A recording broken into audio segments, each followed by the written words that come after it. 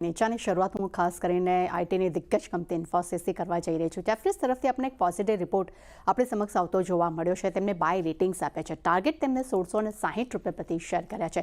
તેમનું માનવું છે કે ખાસ કરીને ડિમાન્ડની સ્થિતિમાં જેટલો ઘટાડો આવ્યો છે તે હવે એનાથી વધુ હવે તેઓ અપેક્ષા નથી રાખી રહ્યા. એટલે કે અહીંયાથી એક ડિમાન્ડમાં રિકવરીની તેઓ અપેક્ષા રાખી રહ્યા છે. ખાસ કરીને ડીલ પાઇપલાઇન કંપનીની ખૂબ જ મજબૂત જોવા મળી રહી છે. ખર્ચમાં એક ઘટાડો જોવા મળી રહ્યો છે. તે કંપની માટે એક પોઝિટિવિટી ધરાવી શકે છે.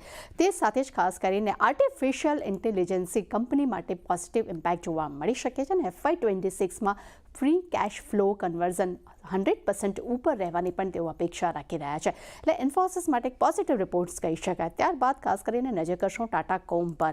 આપણે જોયું કે ઇન્વેસ્ટર્સ ડેને દિવસે ખાસ કરીને કંપનીએ પોતાની ગાઈડલાઇન્સ તેમને જાહેર કરી છે અને જાહેરાત બાદ આપણને બ્રોકરેજ રિપોર્ટ આવતો જોવા મળ્યો છે, જેમાં નુઆમા તરફથી આપણને બાય રેટિંગ્સ જોવા મળ્યા છે. ટાર્ગેટ તેમને ₹2000 પ્રતિ શેર કરે છે. તેમનું માનવું છે કે ડિજિટલ ફેબ્રિકમાં મોનેટાઇઝેશનની તક કંપની અહીંયા ગોતી રહી છે. એટલું જ નહીં, FY28 સુધીમાં રેવન્યુ ખાસ કરીને માર્જિન ગ્રોથ અને ROCE જે છે તે ઊંચા રહેવાના પણ તેઓ ટાર્ગેટ્સ અહીંયા મેનેજમેન્ટ આપી રહ્યા છે. પરંતુ સામે મેનેજમેન્ટે M&A અને નોન કોર અસેટ્સના વેચાણ પર પણ ફોકસની તેમને વાત કરી છે અને FY27 માટે તેમને ગાઈડન્સ ડેફિનેટલી તેમને મુલતવી રાખ્યું છે. પરંતુ લોંગ ટર્મ માટે તેઓ ગ્રોથ જે છે તે યથાવત અહીંયા રાખી રહ્યા છે. એટલે પોઝિટિવ રિપોર્ટ્સ પણ અહીંયા આપણને જોવા મળી રહ્યો છે.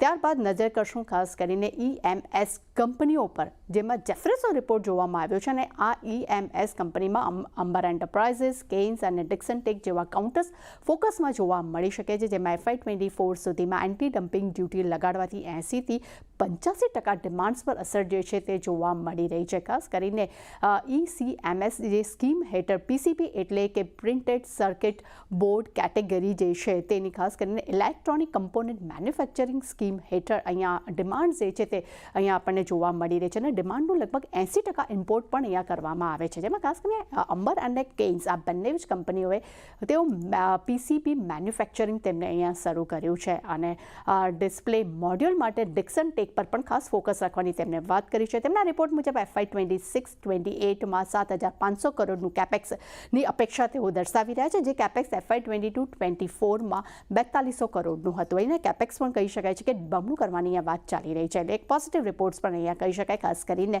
અંબર એન્ટરપ્રાઇઝિસ, કેઇન્સ અને ડિક્સન ટેક માટે. ત્યારબાદ નજર કરશું બંસલ વાયર પર. અહીંયા ખાસ કરીને કેમ કેપિટલનો એક રિપોર્ટ આવતો જોવા મળ્યો છે. તેમને બાય રેટિંગ્સ આપ્યા છે. ટાર્ગેટ ₹481 પ્રતિ શેર કર્યા છે.